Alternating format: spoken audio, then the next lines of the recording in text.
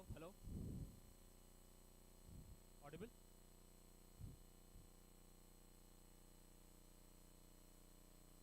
Hello. Okay, okay, okay.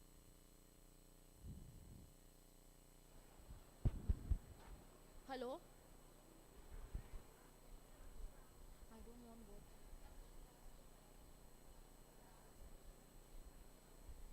Hello? There is an announcement. Somebody has lost their car key. Please come and collect it.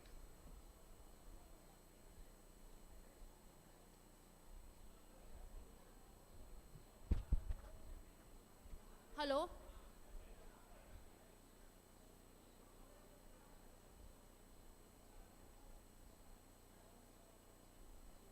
This one. Hello? Hello? Hello?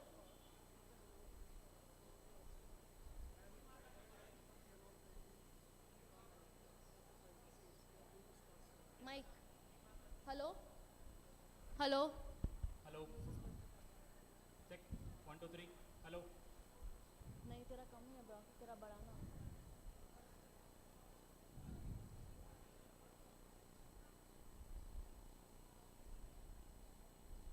Is my hair?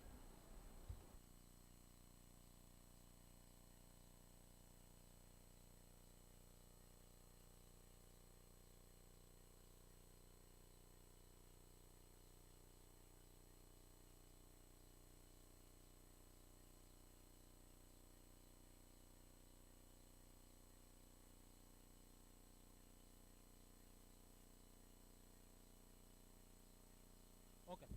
Okay, okay.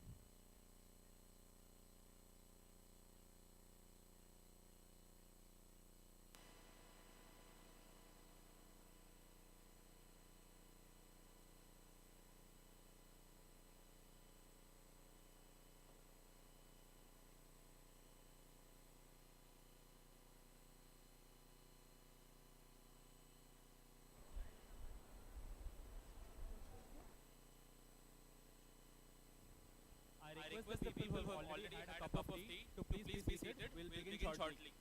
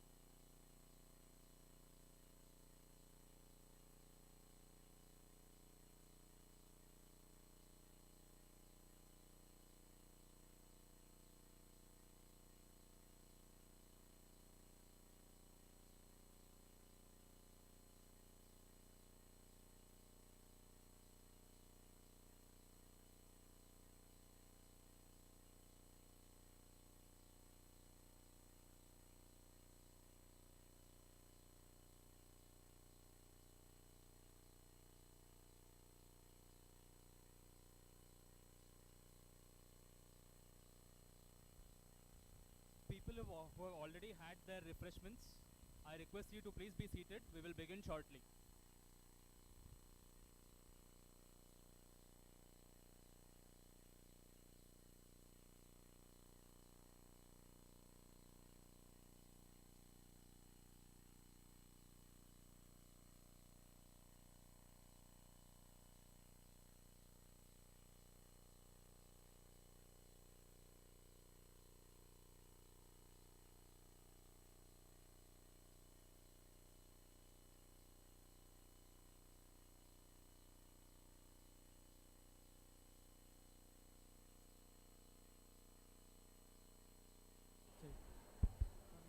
Good afternoon, everyone. I request you all to settle down and put your phones on silent. We will begin the program shortly.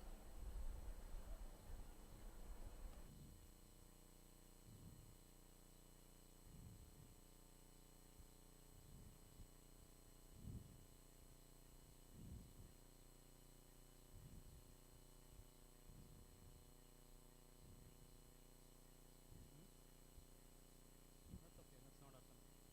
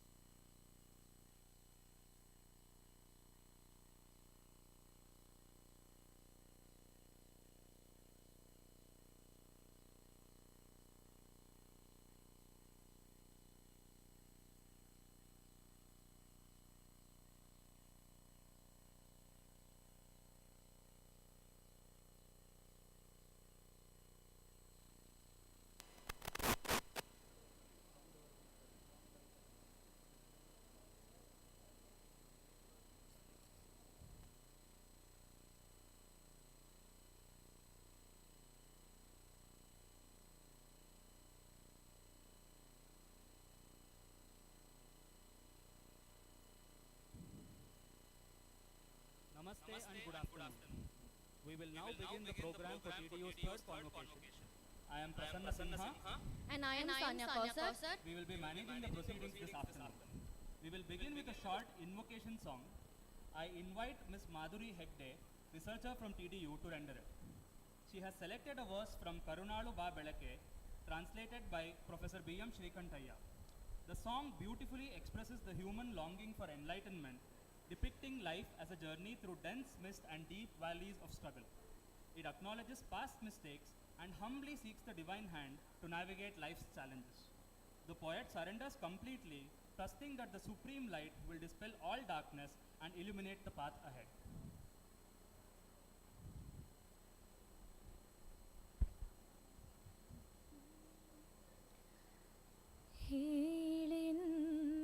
ಹೇಳಿನ್ನಡಿಡಿಸು ಬಲು ದೂರ ನೋಟವನು ಕೀಳನೋಡನೆಯೇ ಸಾಕು ನನಗೊಂದು ಹೆಜ್ಜೆ ಮುನ್ನ ಇಂತಿ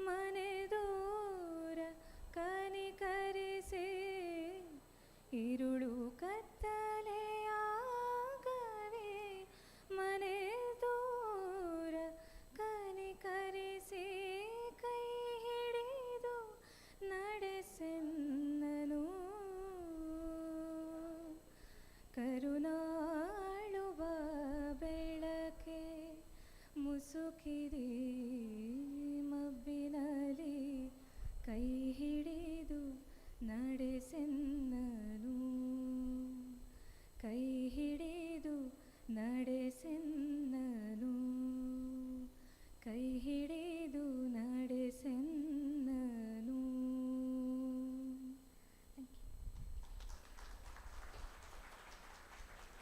Thank you, Madhuri. On behalf of the Chancellor, Board of Governors, and staff of TDU, we extend a warm welcome to our well-wishers, students, and their families on this special occasion.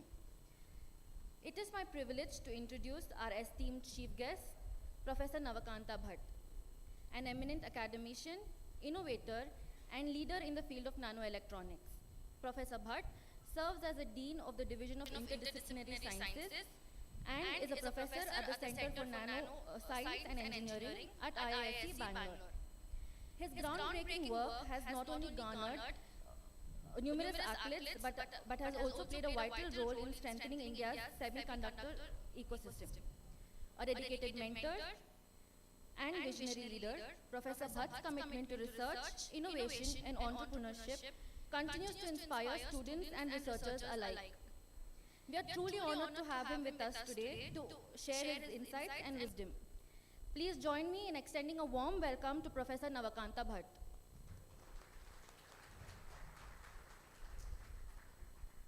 I take this opportunity to welcome Professor Hosahalli Subramanya, BOG member, TDU, and Dean, School of Biosciences, Chanakya University.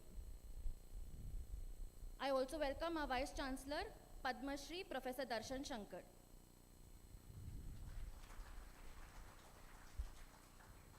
I now invite our chief guest, Professor Navakanta Bhatt, Professor Het Subramanya, and our Vice Chancellor, Professor Darshan Shankar, to the dais.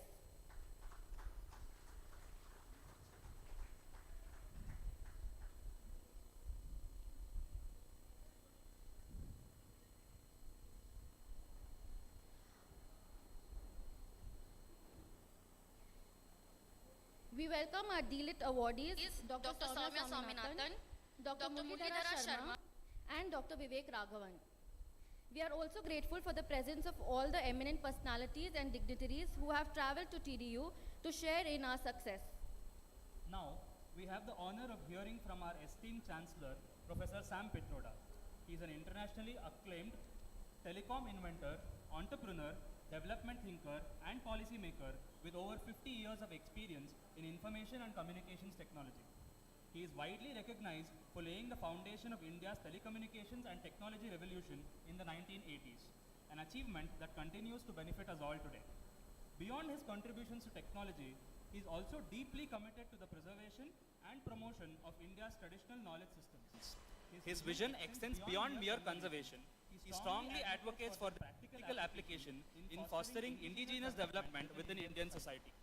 Sir could not join us online today, so he has sent across a video message to us declaring the convocation open. I now request Mr. Vinay to play the message from Professor Sam Pitroda. I declare the convocation open.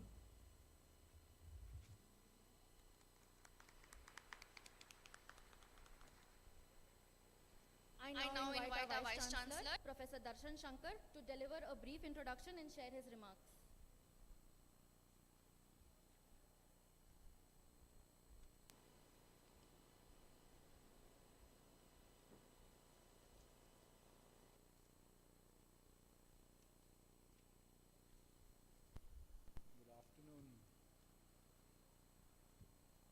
Good afternoon, everybody.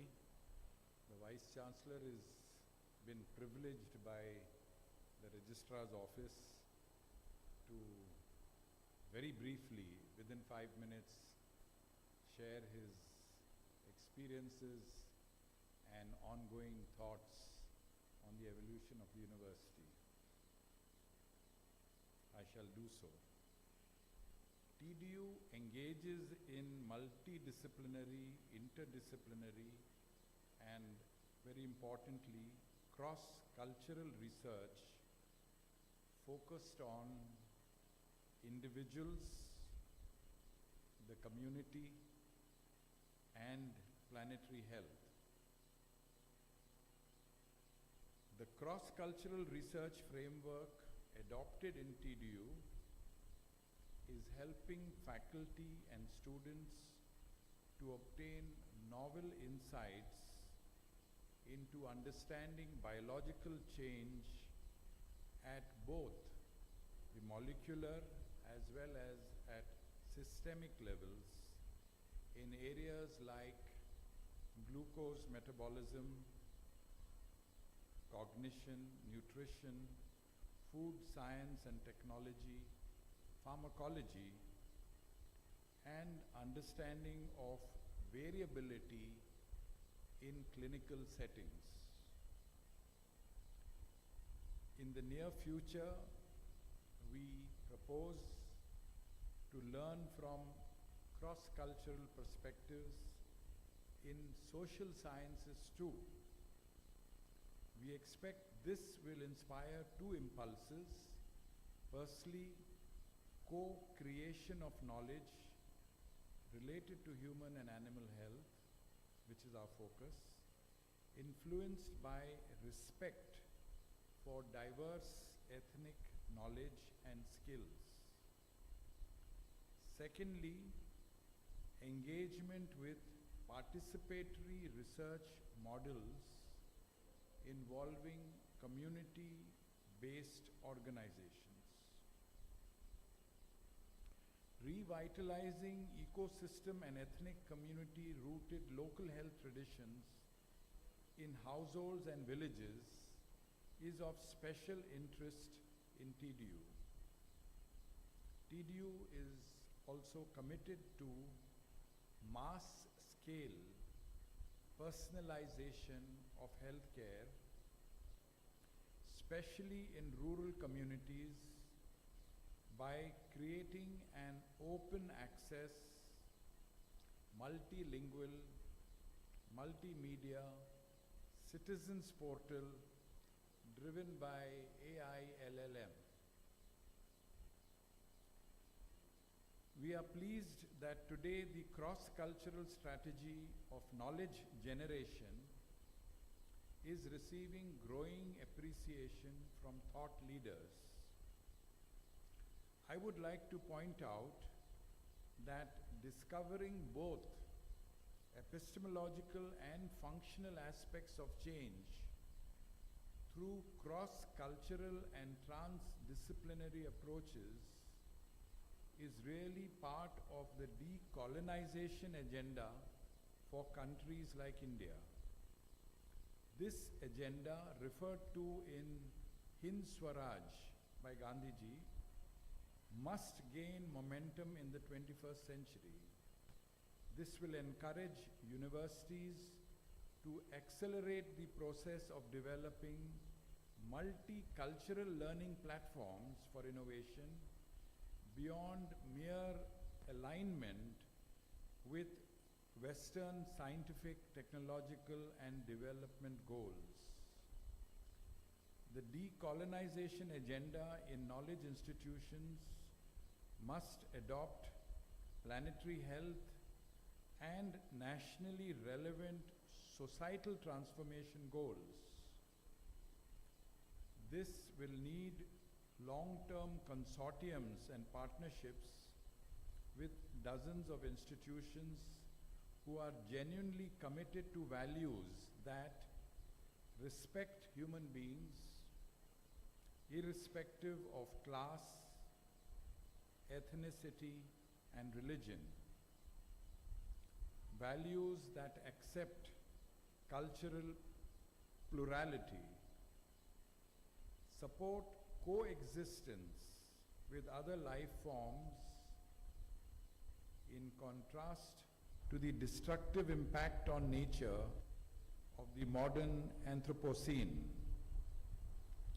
Inspire serious engagements with strategies for restoration of ecosystems. It is such consortiums that TDU looks forward to in order to build a more just, equitable, and co-evolving natural order Thank you.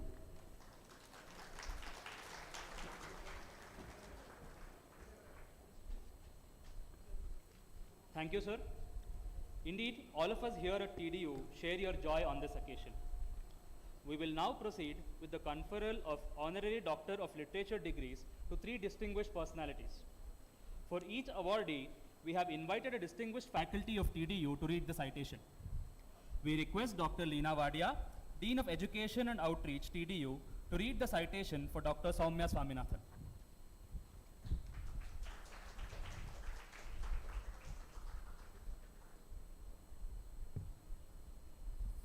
It's a privilege to be reading the citation for someone like Soumya, who is a household name, actually.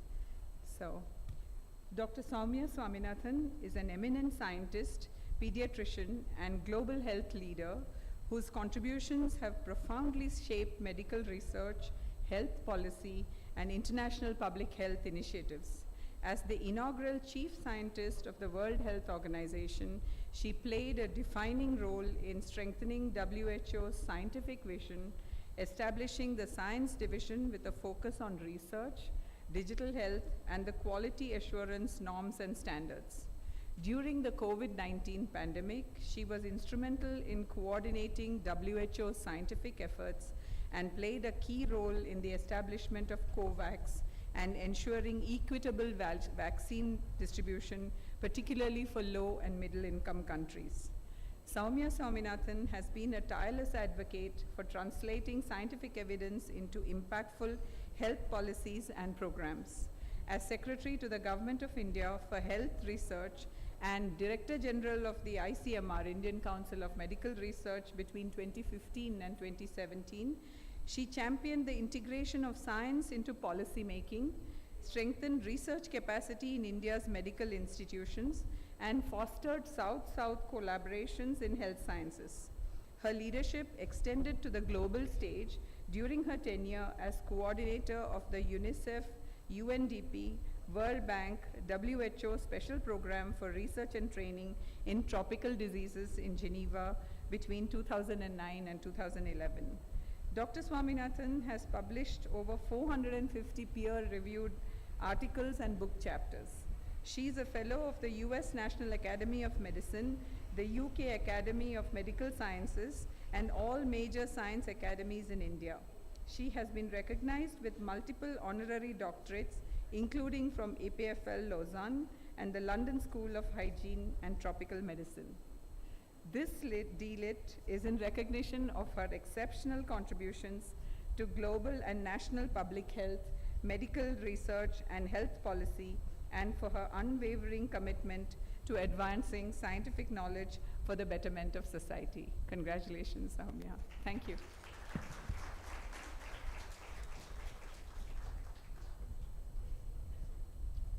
Thank you, ma'am. I now invite Dr. Soumya Swaminathan to the dais. I request our chief guest, Professor Navakanta Bhatt, to confer the Doctor of Literature degree upon Dr. Swaminathan.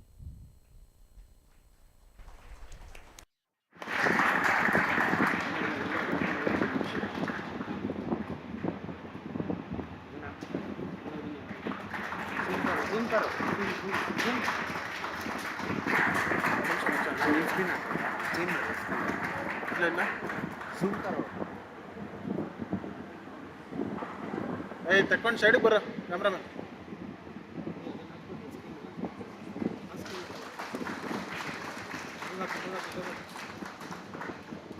ಕೊಡ್ರಿ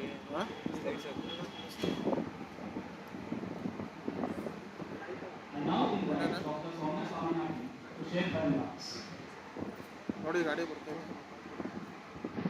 ತೆಕ್ಕೊಂಡು ಸೈಡಿಗೆ ಬಂದ್ಬಿಡು.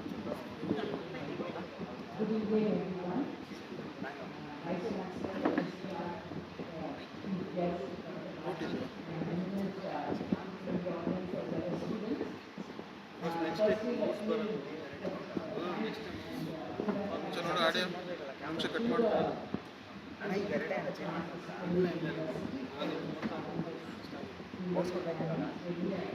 Next ಮಾಡಬೇಕು ಇವಾಗ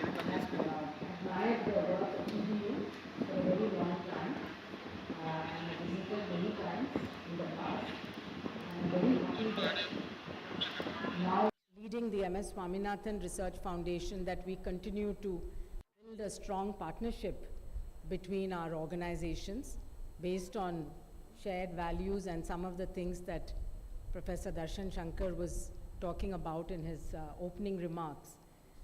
I think that for us, particularly in India, as we are going to be impacted quite severely by climate change, we're already seeing that happening around us. I don't think there's anyone right now who can say that they have not been affected or touched in some way or the other by the unpredictable climatic events that we see happening. And it's only going to get worse, that we know that for a fact, for a long time, till maybe it starts to get better if we get our act together. So with the what is called the triple planetary crisis of climate change, biodiversity loss, pollution, all impacting our health as well as our food and nutrition security, I think it's an existential crisis, frankly, for the planet. A lot of it has been created by human beings during the anthropogenic age, and therefore will also have to be addressed, and solutions will have to be found. And for this, I think the most important thing, as Professor Darshan Shankar also said, are these partnerships, the consortia, the collaborations, and the coming together of people from very diverse backgrounds and views. You certainly need the science. I think without the science, we will not be able to solve any of the major challenges that face the planet today, whether it's infectious diseases, pandemics, or whether it is issues of reducing agricultural yields. But with science, you also need a participation of social scientists, behavioral scientists, of civil society, of stakeholders from different spheres, including from politics, including from the policy side, and of course, the people who are on the ground, whether they are tribal communities, whether they are our agricultural, our farmers, smallholder farmers, particularly women farmers, who now carry the major bulk of farming responsibilities in this country today, or whether it is our frontline healthcare providers. And I think we don't use the knowledge and wisdom of these communities enough in our own scientific discipline. So I think TDU is a good example, but I think a very rare example perhaps. We need to replicate more of these type of, where people with knowledge and wisdom are also recognized. I was very happy that one of the tribal women farmers from Koraput district in Odisha, where we work, was given an honorary doctorate. She's a class 5 pass woman, but the amount of conservation work she's done in preserving the biodiversity of the millet land races of Koraput district was recognized by the Odisha University of Agriculture and Technology with an honorary doctorate. I think we need many more of those. So while I'm really, really thankful for the honor bestowed upon me today and would like to congratulate the other two recipients, I hope that this type of partnerships are going to yield fruitful results in the future to essentially to address the need of the day, which is planetary health. Thank you very much. Namaste. Thank you, ma'am. May I please request you to stay back on the dais for a minute? I request our Vice Chancellor, Professor Darshan Shankar, to please give the citation to Dr. Soumya Swaminathan.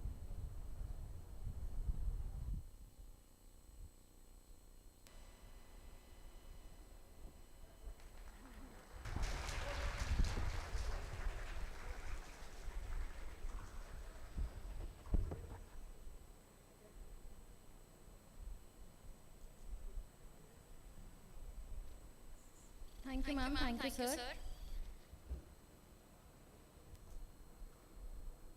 Next, we present the honorary award to Dr. Muralidhara Sharma.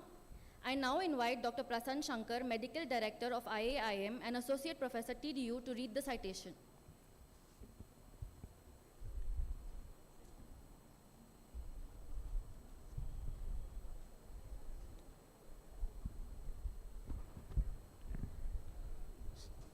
Sir, it's an honor to read out this citation.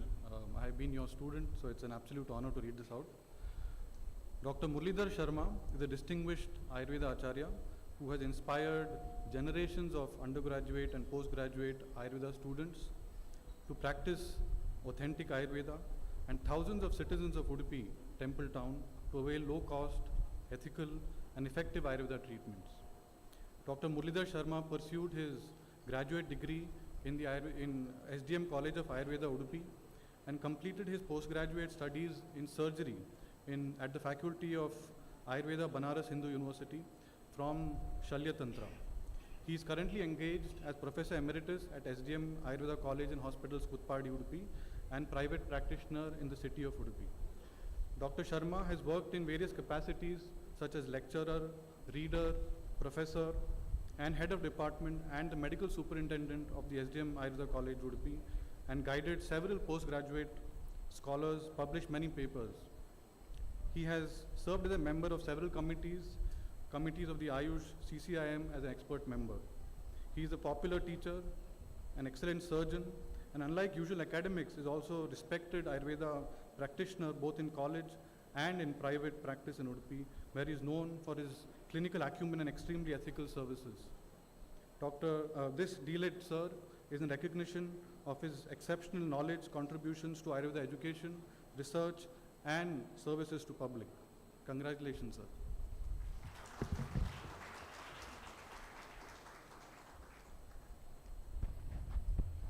Thank you, sir. I now invite Dr. Muralidhar Sharma to the dais. I request Professor Bhatt to confer the Doctor of Literature degree upon him.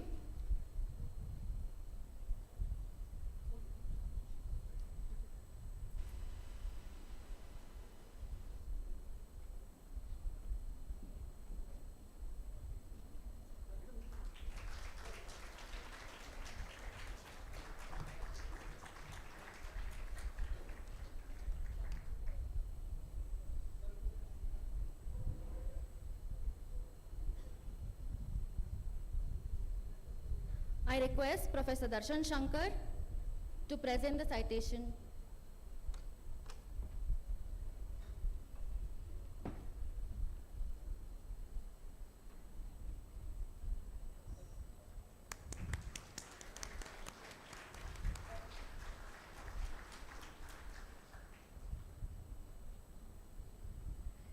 We are also delighted to announce the release of the e-book titled Clinical Experiences of an Ayurveda Practitioner by Dr. Muralidhar Sharma. I request Professor Bhatt to officially launch the e-book. Sir, just a minute.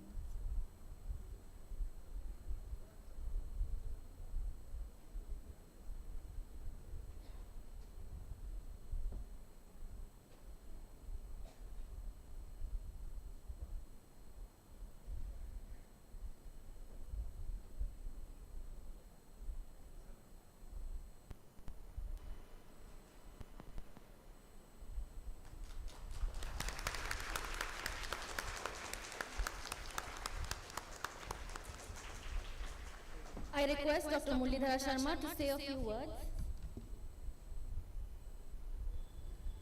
Thank you, Vananda. First of all, let me thank all the team from TDU for giving me the honor. I don't know whether I'm really deserving that or not. Anyway, the other point is about the concepts from the old tradition and the current science which need to be merged. And unless we get the benefit of both, probably the whole of approach to the medicine may not be complete. So from that point of view, there is a need to cultivate that kind of habit, and whatever I have tried during my career of teaching as well as the other way, I have tried to get the benefit of both. Rather, it's an exploitation of both ancient science as well as modern science. And I hope the students from this teaching, many of them, they have already done that, and the book which is now released, the book which is released, is a purely contribution of my students. That's very interesting issue.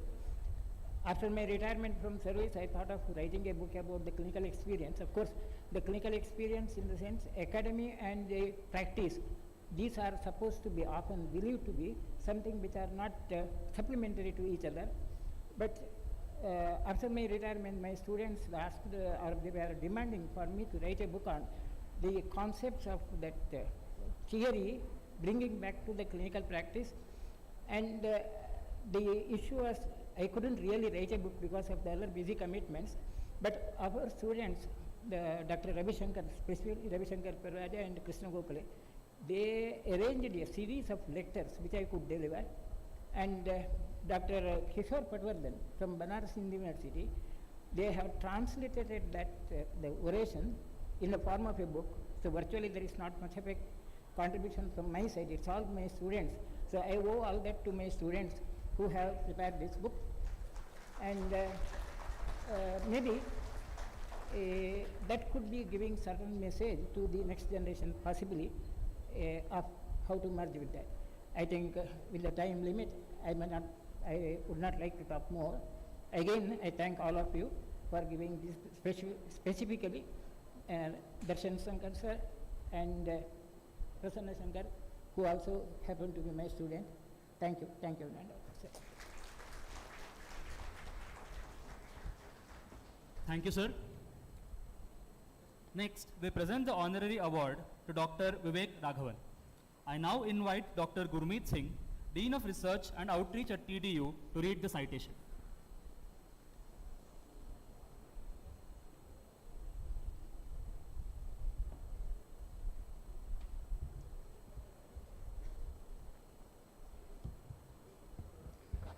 Hi, it gives me, it's a moment of privilege and honor to read this citation for Vivek. Also a moment of great joy for me because I've known Vivek for nearly 50 years now.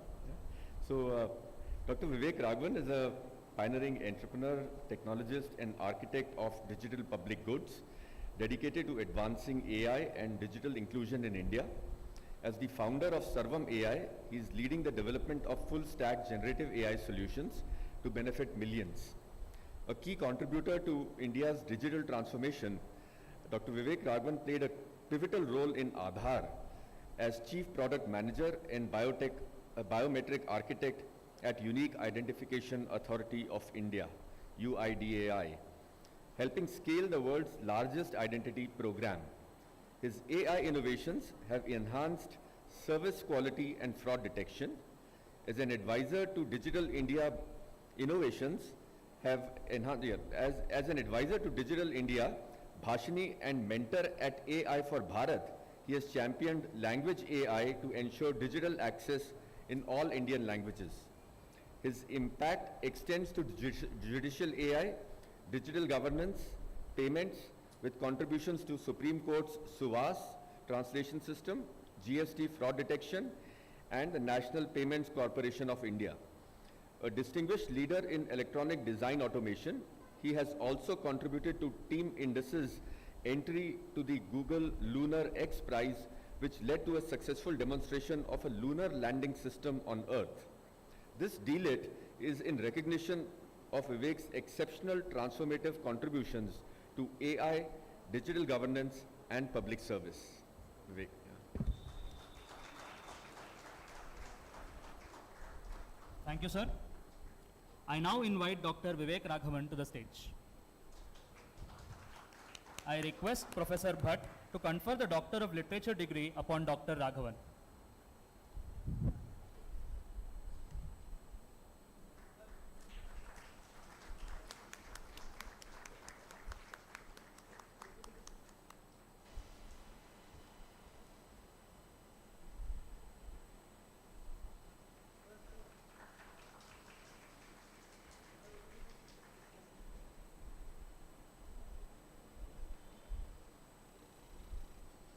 Now, I request our Vice Chancellor, Professor Darshan Shankar, to please award that citation to Dr. Vivek Raghavan.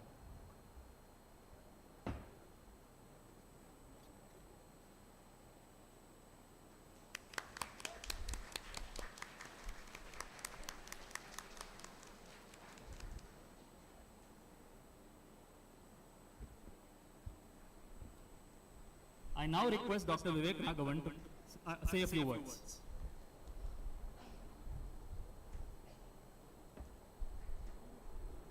First of all, I would like to thank TDU, the Vice Chancellor, Darshan Shankar, the Registrar, and the Chief Guest, Navkanta Bhatt, for bestowing this honor upon me. I'm actually quite sure that I'm not deserving of it, but I think that nevertheless, I accept with great with gratefulness.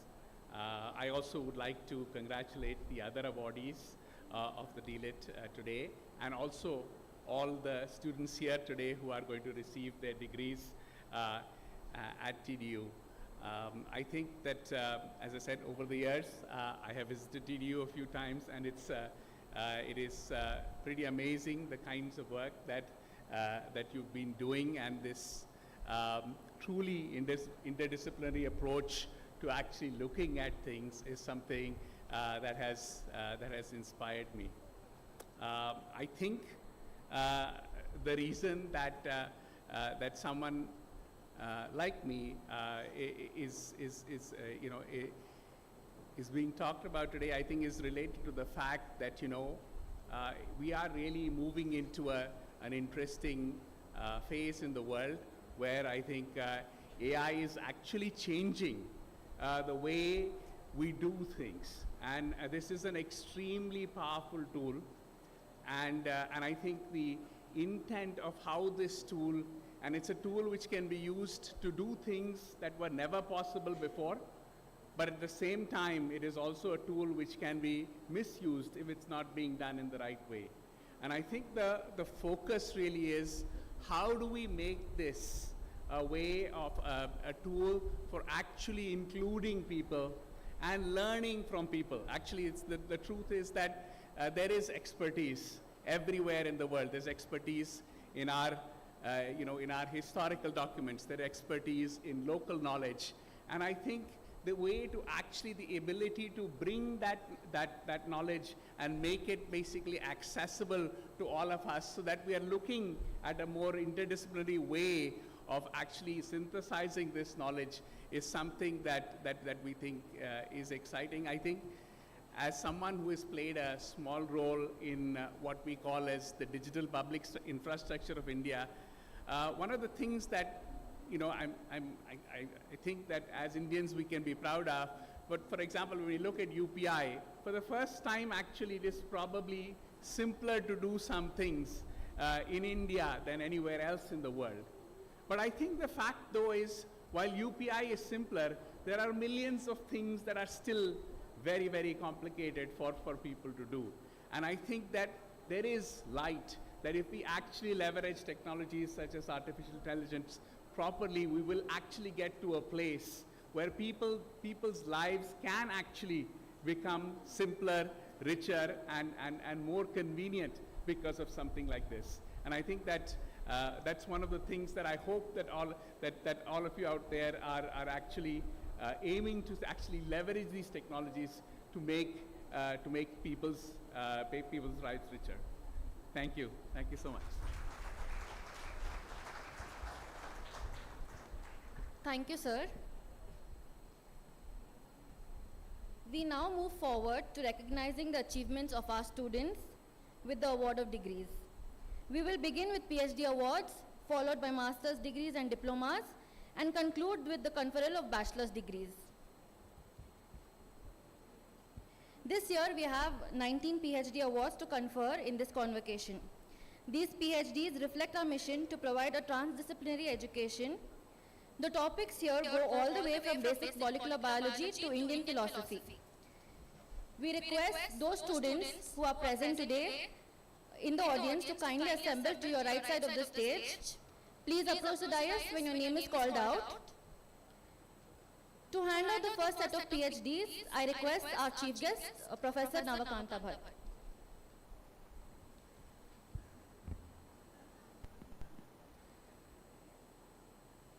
Santosh N. Hegde, under the guidance of Dr. Subramanya Kumar and Dr. Pavitra Narendran, for the thesis titled study of molecular mechanism of gall development in medicinally important plants using omics approach.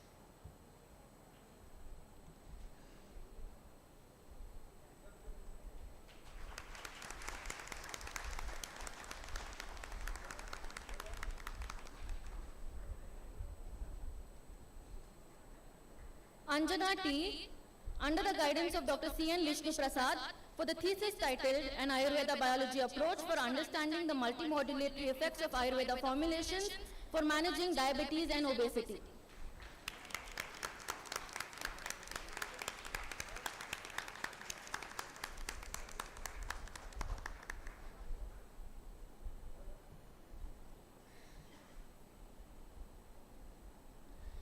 Abdul Mateen, under the guidance of Dr. Gurmeet Singh, for the thesis titled High Moisture Extrusion of Soy Protein and Millet Flour Blends for Development of Texturized Protein-Rich Foods.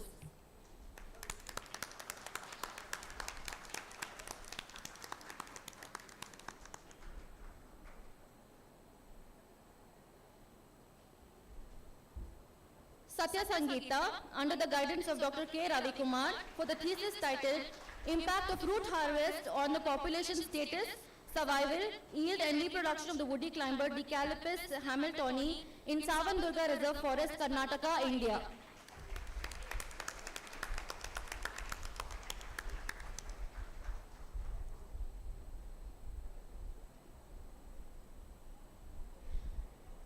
Hussain Ibrahim, under the guidance of Dr. Abdul Karim, for the thesis titled Implications of Preserving Traditional Wisdom Towards Sustainable Livelihoods and Natural Resource Management in Context to Designing Culturally Relevant Curriculum for Children of the Indigenous Communities.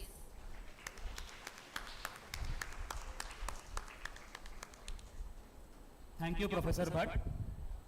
Now for the next set of PhD degrees, I request Professor Hosahalli Subramanya to hand them out. Purnendu Bhaumik, under the guidance of Dr. Vasanti Ramachandran, for the thesis titled Role of R&D efflux pumps and biofilm in conferring antimicrobial resistance.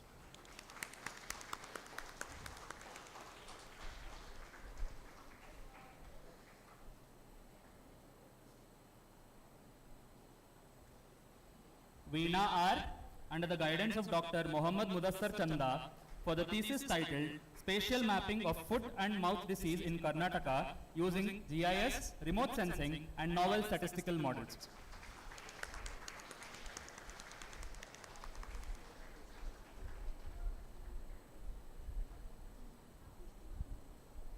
Ajit Kumar Babu, under the guidance of Dr. Narendra Pani, for the thesis titled Inequalities in the Process of Agricultural Learning, Non-Agricultural Skills.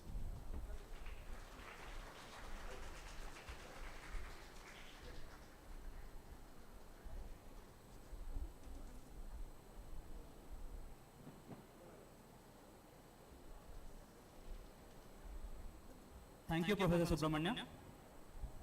Now for the final set of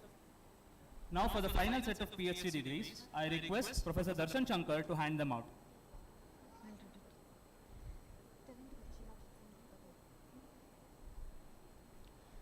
Shilajit Sengupta, under the guidance of Dr. Narendra Panni, Political Consequences of Intra-Village Inequalities in Rural Transformation, a study of 2 villages in West Bengal.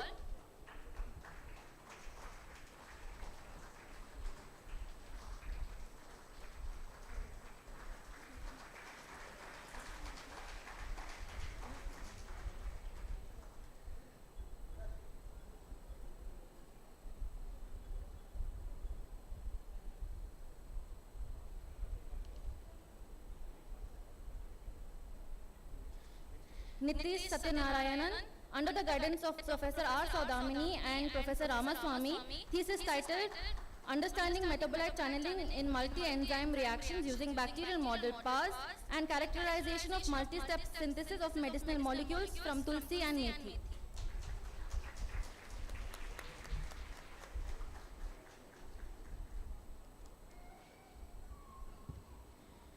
Nishant Singh, under the guidance of Dr. Rajesh Kumar Ladar, Thesis titled Supporting Cell-Mediated Homeostasis of Chick Bacillar Papilla for Hair Cell Restoration.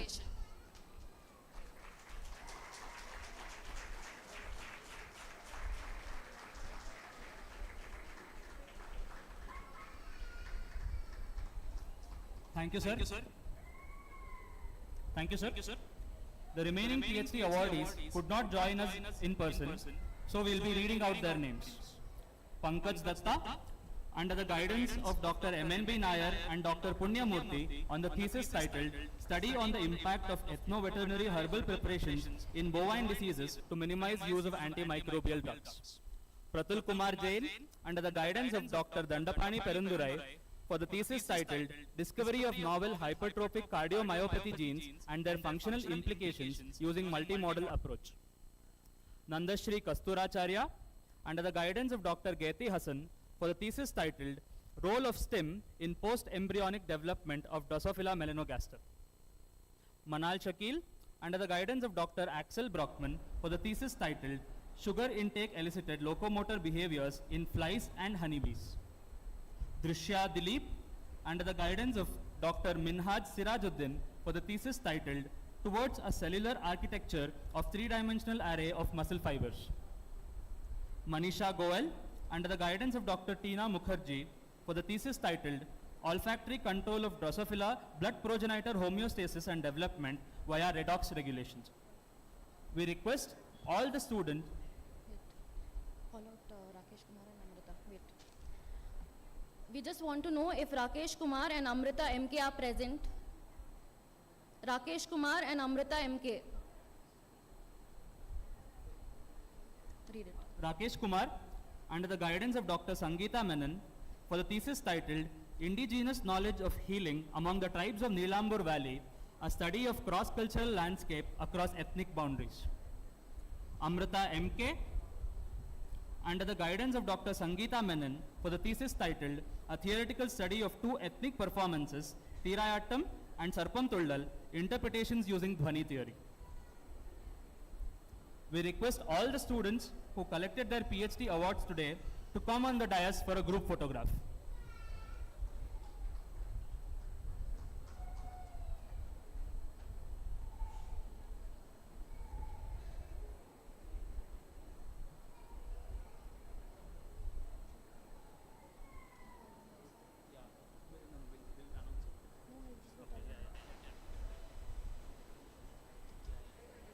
May we request all the dignitaries on the stage to join them as well, please?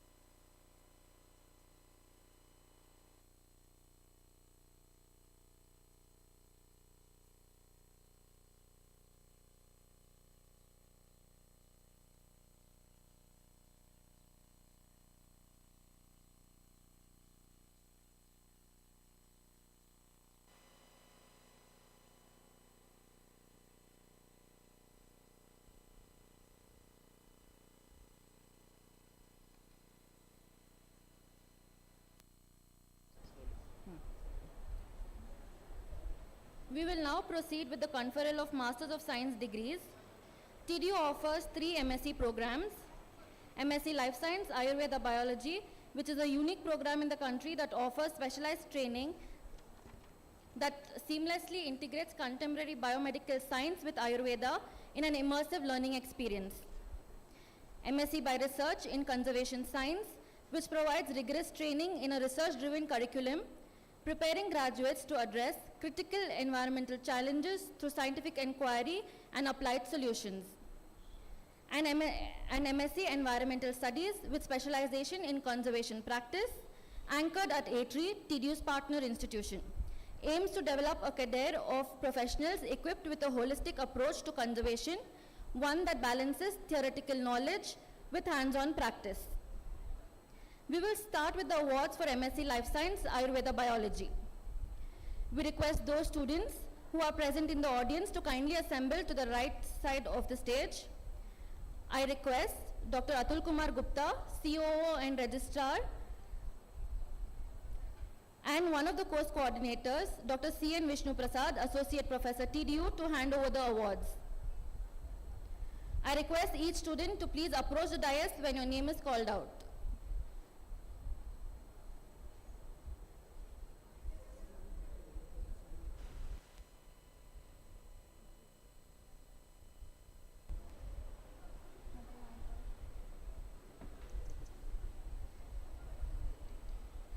Dipin VM,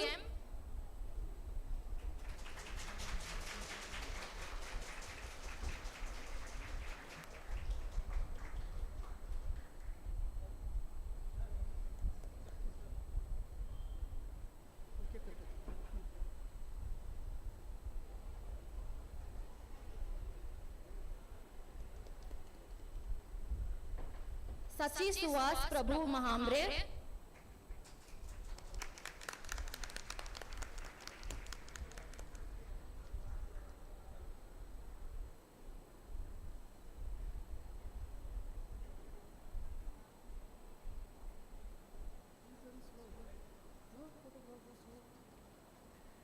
Shruti Ji,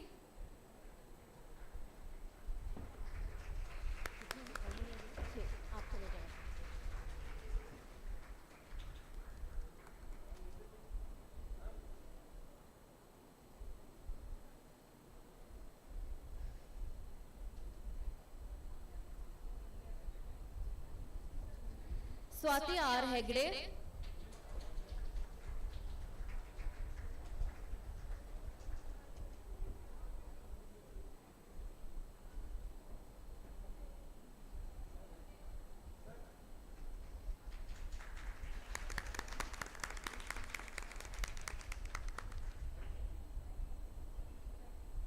Renuka A,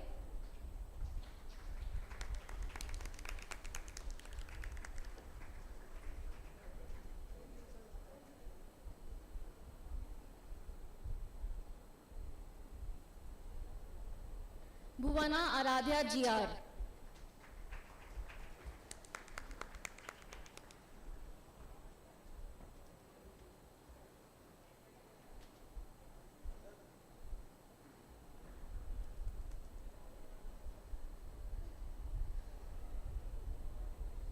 we request all the students who have collected their MSc degrees to come on the dais for a group photograph.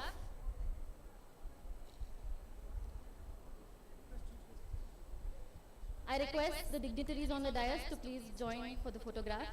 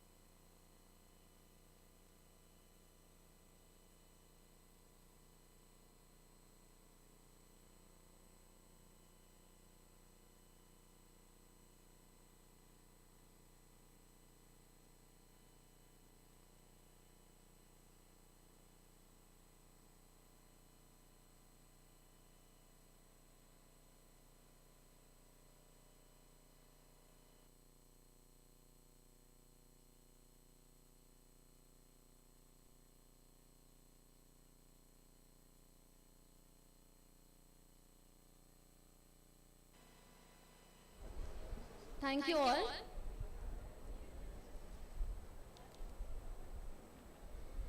Next, we are pleased to announce the names of students awarded an MSc by Research in Conservation Science. We request those students who are present in the audience to kindly assemble to your right side of the stage. Please approach the dais when your name is called out. For this year, we have 4 awards. I request Dr. Gurmeet Singh, Dean of Research and Outreach, TDU, to hand over the awards.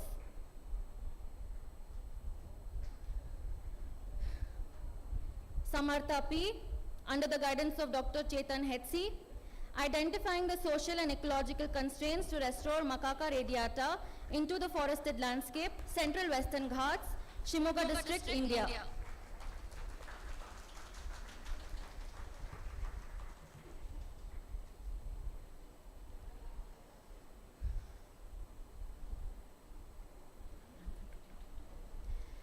Yashwant Gopal, under the guidance of Dr. Chetan Hetsi, assessing the wetland birds and his habitat characteristics in Kaveri River, Mysore, Mandya District, Karnataka. Shalini V, under the guidance of Dr. Abdul Karim, validation of selected Riksha Ayurveda formulations, Punapa Jalla on musk melon.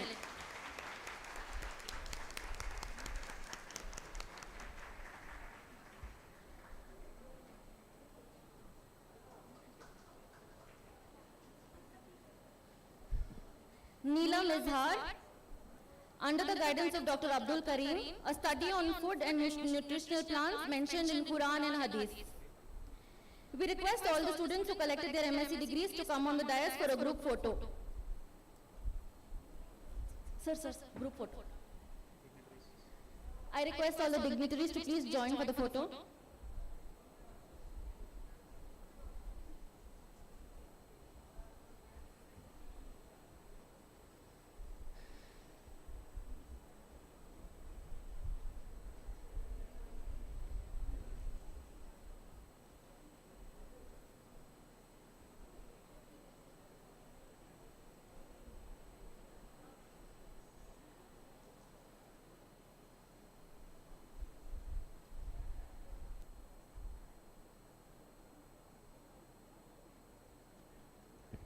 Thank you all. Next, we are pleased to announce the names of students awarded an MSc in Environmental Studies with specialization in conservation practice. We are awarding 20 students with this degree, of which 8 are here with us. We request them to kindly assemble to the right side of the stage. Please approach the dais when your name is called out. I request Dr. Atul Kumar Gupta, COO and Registrar TDU, Dr. Vamsi, Registrar A3, and Dr. Ravikant, Program Coordinator A3, to hand over the awards.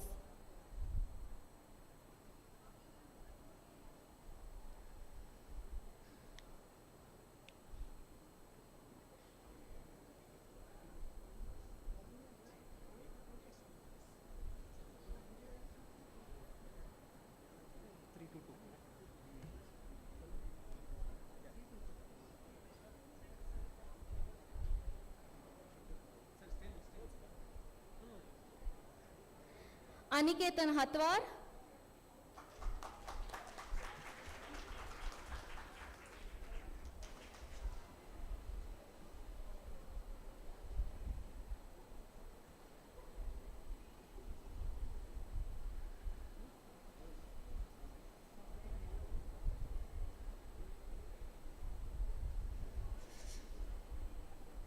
Kunappa Reddy Kezia,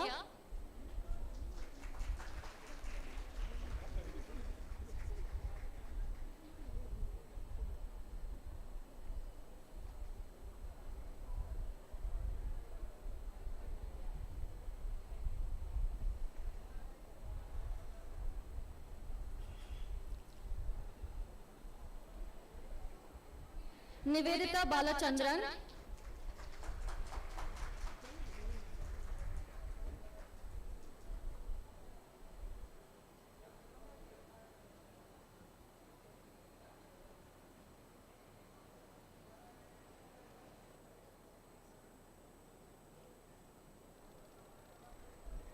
Saloni Sawant,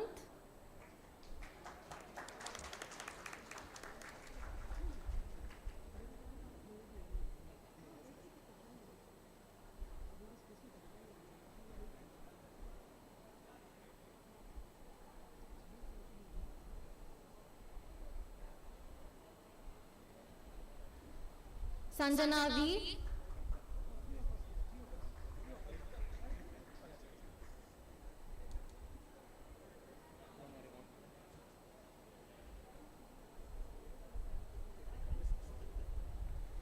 I'm not reading this because somebody is there.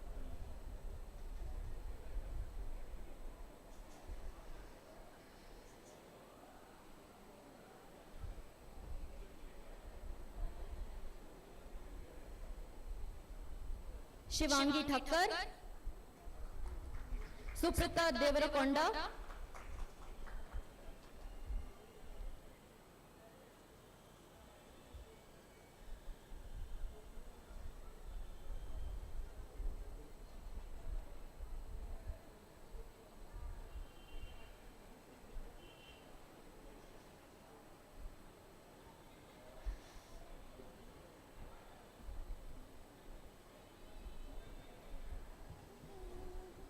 Yash Srivastava,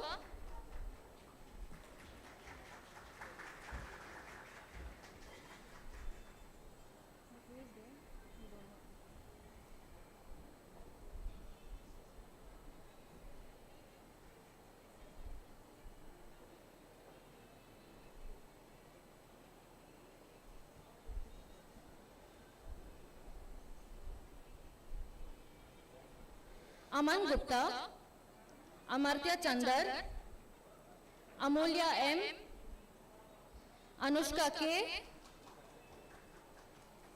Anushka Verma, Anushka K,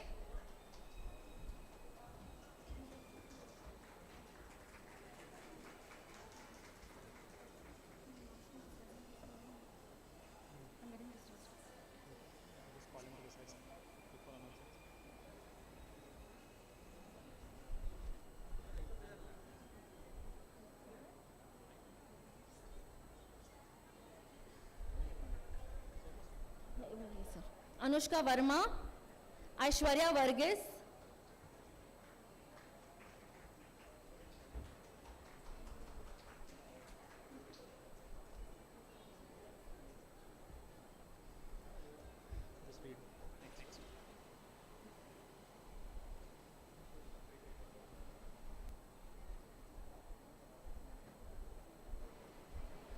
I will be reading the names of the rest of the students as they did not join us today. Har Singhal, Rohan Vaishya, Rudre Malik, Sarayu Sharma, Vanishri Nayak, Venkatesh S. I request all the students who collected their master's degrees to come on the dais for a group photograph.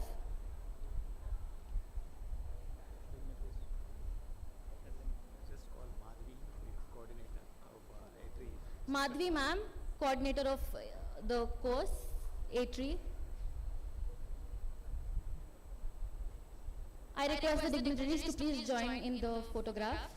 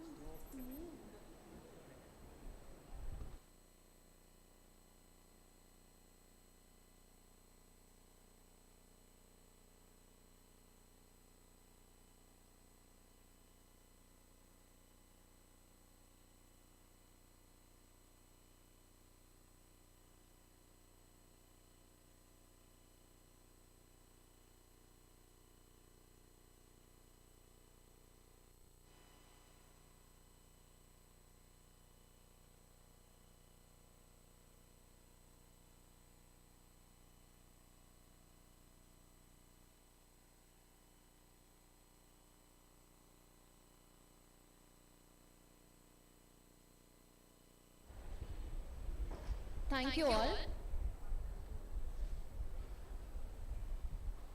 We will now proceed with awarding the PG Diploma degrees.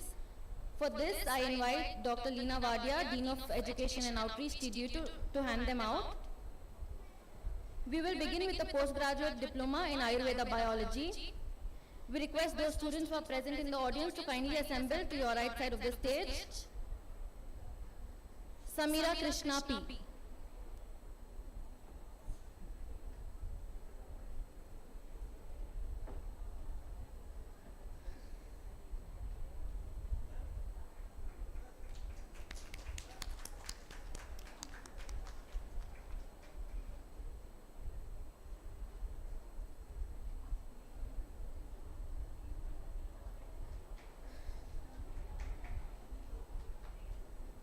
Ashni Rai, she could not join us today. We move on to awarding postgraduate diploma in food science technology and innovation. Mitrika P. Badami, she also could not join us today. We request Samira Krishna P. to come on the dais for a group photograph.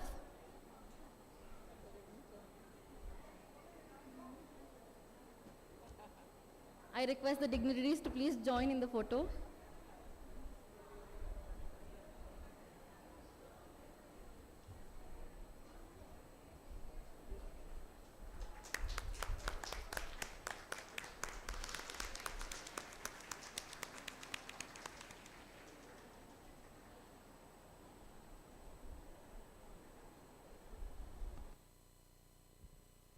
Thank you all. We will now recognize individuals receiving bachelor's degrees in medical laboratory technology, medical imaging technology, and postgraduate medical laboratory technology. We have 88 awards to confer this year. I request Dr. Leena Wadia, Dean of Education and Outreach, TDU, to share her remarks on this.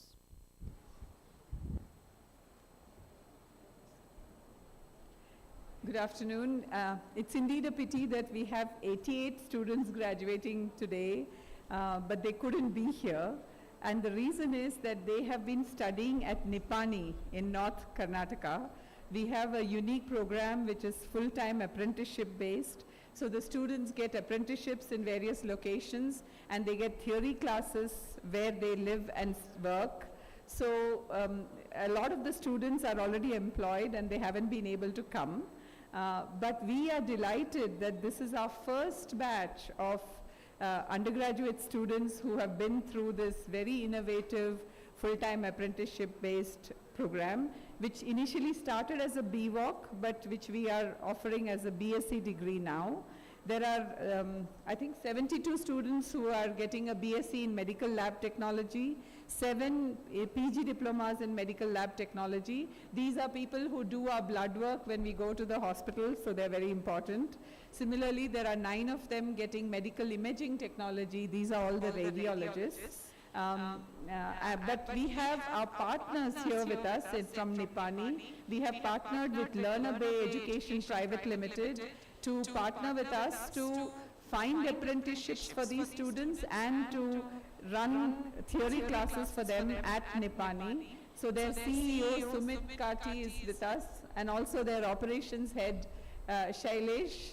So I'd like to thank them both. They are going to be carrying 88 certificates back with them. Thank you all very much. Yeah.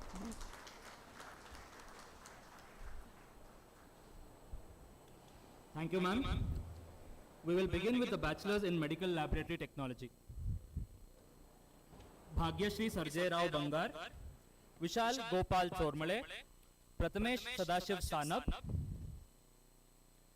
Varad Avanish Deshmukh, Anant Mohan Andhare, Vikram Govardhan Chopde, Sushmita Praveen Rawal, Sakshi Sanjay Kumbhar, Neelam Vilas Gore, Omkar Jalinder Takone, Supriya Vajinath Giri, Vaibhavi Maruti Geete, Asin Usman Ghani Sabkhan, Basavraj Subhash Desai, Ikra Hidayat Kothavdekar, Priya Santosh Pawar, Tanvi Navnath Sathe, Pooja Santosh Sukde, Rohini Bhagwan Thanekar, Kajal Pandurang Dalvi, Sanmay Santosh Padne, Abhishek Kashinath Chauhan, Mansi Bhairu Kamble, Purva Balkrishna Kadam, Rohit Subhash Burungale, Ajit Deepak Mane, Swapnil Vasant Ghadge, Pradyot Vijay Patil,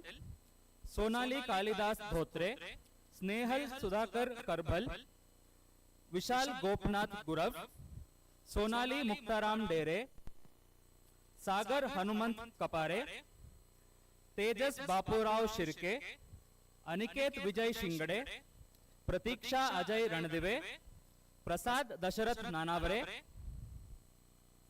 सागर सुंदरराव करे, साक्षी विठल धूमल, शिवानी सुरेश वाघ, श्लोक नीलेश जाधव, श्रीनिवास चंद्रकांत शैलार, सूरज पोपट काळे, सूरज नामदेव कुरंगे, प्रांजलि नलेंद्र धुमाल, रोहित लक्ष्मण शेंडगे, कोमल गोविंद खेमनार, प्रतीक्षा कुशबा बडंगे, भूषण बालासाहेब डोंगरे, तरन्नुम मुस्लिम अंसारी, दत्तात्रेय सीताराम मोहोळकर, भाविका संजय पांढरे, दीक्षा दीपक समुद्रा, प्रेरणा दिलीप थैगुडे, रक्षा बालासो मगर, विशाखा भानुदास कुडले, प्रियांका अशोक मळकर, जैनब इक्लास अहमद कोन्नूर, रिजा अब्दुल सलाम नायकवाडे, मुस्कान सादिक नायकवाडे, अल्फाज अस्लाम मुल्ला, नीलेश रमेश कांबळे, हफ्सा इमरान पठान, शोएब हनीफ पठान, शांता शेखरप्पा रामत्नाळ, निकिता दत्तात्रेय जगताप, प्रवीण दत्तात्रेय गायकवाड, अंकुश किसान तरंगे, कोमल अशोक भोसले, काजल रसूल सैयद, मोहिनी जलिंदर मगर, Arman Dawal Sanadi. Now we will move on to the bachelor's in medical imaging technology. Abhishek Suhas Desai, Shubham Dhanaji Mali, Samruddhi Santosh Yadav, Harshada Shivaji Malusare, Sandeep Arjun Raut, Suman Kiran Bhosle, Kajal Balasaheb Chauhan, Omkar धानाजी कुंकेरकर, Tushar Rajendra Patil. Now we will move on to the bachelor's in postgraduate medical laboratory technology. Pooja Manoj Murumakar, Vinayak Umesh Chauhan, Sanchi Prashant Gavli, Vishal Prakash Billur, Mehjabin Yusuf Bhakshu, Madhuri Vijay Vittam, Varsha Sushant Patil.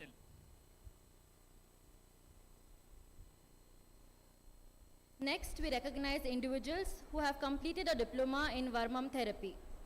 Marma in Sanskrit and Varmam in Tamil is the great acupressure tradition of Ayurveda.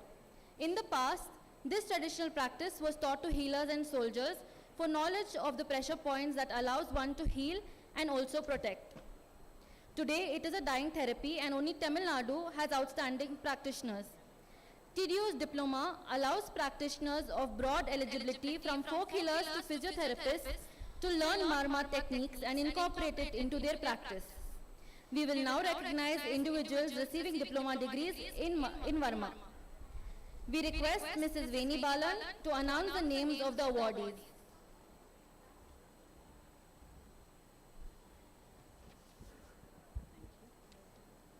Thank you. Thank you so much, TDU. Thank you, sir. And I wish all the students a very best future in your practice. So, the students who have passed out, So, the students who have passed out in the Varmam Therapist Diploma are Ilango Subramanyam, Guru Prasad, Rakshit MR, Shankar Krishnan, Sendil Kumar N, Sendil KP, Chora Rajan, Muthu Kumar S, Rahul T, Shahul Hamid, and N Tangam. I wish all of you the very best. Thank you. I request Ramesh Babu, course coordinator, to please come on the dais.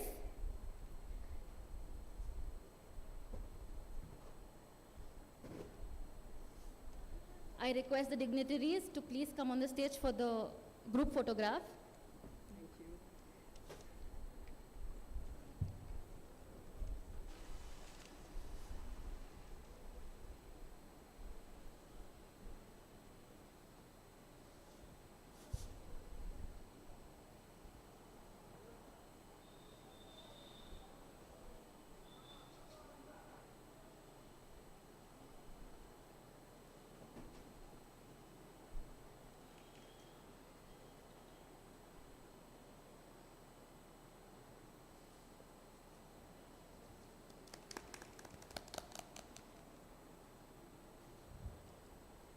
Thank you all.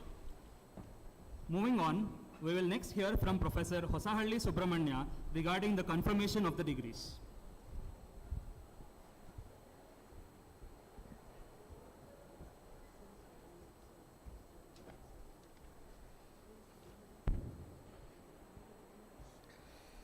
On behalf of the Board of Governors, TDU, I declare that the students who are present here and those in absentia are now admitted to the respective degrees of Doctor of Philosophy, MSc Life Science in Ayurveda Biology, MSc Environmental Studies in Conservation Practice, MSc by Research, Postgraduate Diploma in Ayurveda Biology, Postgraduate Diploma in Food Science Technology and Innovation, Postgraduate Diploma in Medical Laboratory Technology, Bachelor's in Medical Laboratory Technologies, Bachelor's in Medical Imaging Technology, Diploma in Varmam Therapist, with all rights, obligations and responsibilities associated with the degree. I witness thereof. They were presented the certificates today. Thank you. Thank you, sir. May I request all the students who have gone out to assemble back so we may hear the next talk. May I request all the students who have gone out to please assemble back.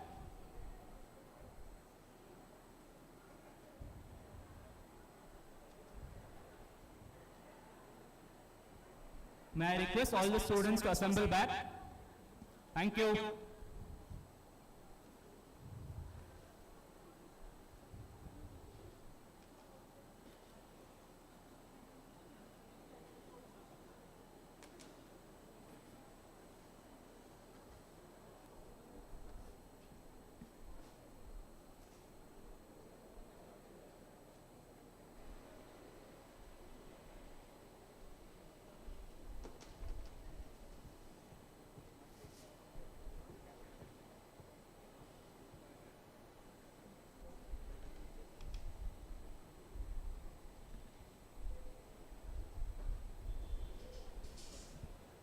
We will be moving on to the next part of the ceremony shortly. May I request all the students to assemble back.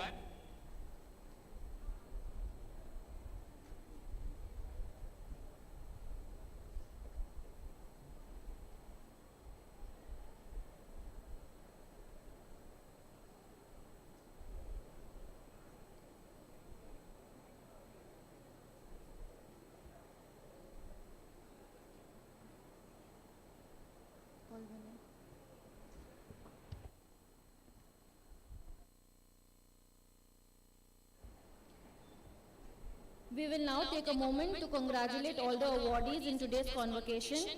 Please give a big round of applause for all of them.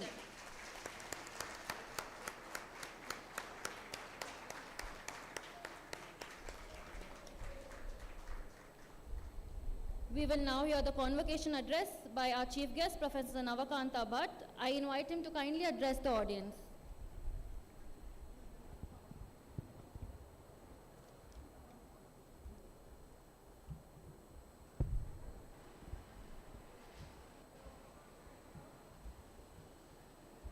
I think you're still settling in. I'm sorry that you had to be called back. I will promise you I will not take a lot of time, right? Professor Darshan Shankar, Professor Subramaniam, and distinguished DLIT awardees Dr. Soumya Swaminathan, Vaidya Muralidhar Sharma, and Dr. Vivek Raghavan, distinguished faculty, guests, staff, students, and the families who have been accompanying the students. Let me first congratulate all the graduating students in this Convocation 2025 of TDU. This is really a festive day for all of you who are graduating. I can understand that. This will also be a day which you will cherish forever in your future. This will be etched in your memory. And some of you might be starting your professional career. Some of you might continue your higher studies. Nonetheless, I want to tell you that you are entering in a world which has very peculiar challenges and at the same time unlimited opportunities. And the vision statement of your alma mater, which is social transformation through innovation inspired by Ayurveda, natural and social sciences and technology, has never been more important than today. I see that the 3 distinguished DLIT awardees that have been chosen today, there is also a symbolism. They represent modern medicine and biology, traditional Ayurveda practice, and AI and data science, which reflects the ethos of TDU, that is really to bring different disciplines together and thereby create new knowledge, and in the context of medicine, new therapies, with a message that the whole is indeed much, much bigger than the constituent parts. And I think that is the symbolism out there. Let's just reflect on some transformational events that have occurred in the recent past. I want to begin with Nobel Prizes for Physics and Chemistry. 2024 Nobel Prize for Physics was awarded to Hopfield and Hinton, who almost 4 decades ago came up with a foundational theory for machine learning and artificial neural network, which forms the basis of all the AI that we are witnessing today. And this required, by the way, confluence of physics, neuroscience, and computer science. Again, coming together of disciplines. Otherwise, this would not have happened. And all the exponential progress that we have been witnessing, the famous large language model, often frightening, which seem to have artificial intelligence surpassing the natural intelligence, be it ChatGPT, Gemini, Llama, or Chinese DeepSeek, or for that matter, Bharat GPT. All of them are essentially based on this foundational knowledge that was laid by Hopfield and Hinton 4 decades ago. The story of Nobel Prize in Chemistry is equally fascinating. This was awarded, as you probably know, to Baker, Hasibi, and John Jumper for their seminal contributions on the building block of life, which is proteins, for the computational protein design and protein structure prediction through the use of artificial intelligence and the tools of data science. And indeed, it has opened up a new area called AI-inspired natural sciences and discovery. And indeed, if you look at AlphaFold database, the tagline, which of course is created by Google DeepMind, is accelerating research through AI-enabled science, right? So this is the kind of transformation again required: chemistry, biology, computer science, AI, and all of them to come together. And you know, that is the kind of revolution that we are witnessing. You might wonder that if these principles were articulated 4 decades ago, why did it take so long for us to reach here? And that's a natural question. Well, for that, we required another very important discipline to converge onto all of this. Or shall we say, a set of disciplines to converge onto this. And that is to do with the nanotechnology, which happens to be my core area of expertise. And what we are doing today, this is the art and science of creating chips on silicon. What we are really doing today is creating artificial intelligence on silicon in contrast to natural intelligence on carbon. You might call it inorganic intelligence versus organic intelligence. But this also required, confluence of two seemingly divergent principles. One is that of reductionism and the other one is that of holism. What we have been able to do is really to miniaturize the building blocks of these chips from micro to nano scales. Today we have what is called a 2 nanometer technology in volume production in manufacturing. What is that?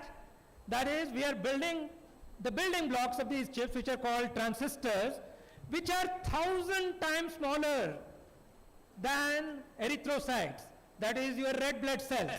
Just imagine that.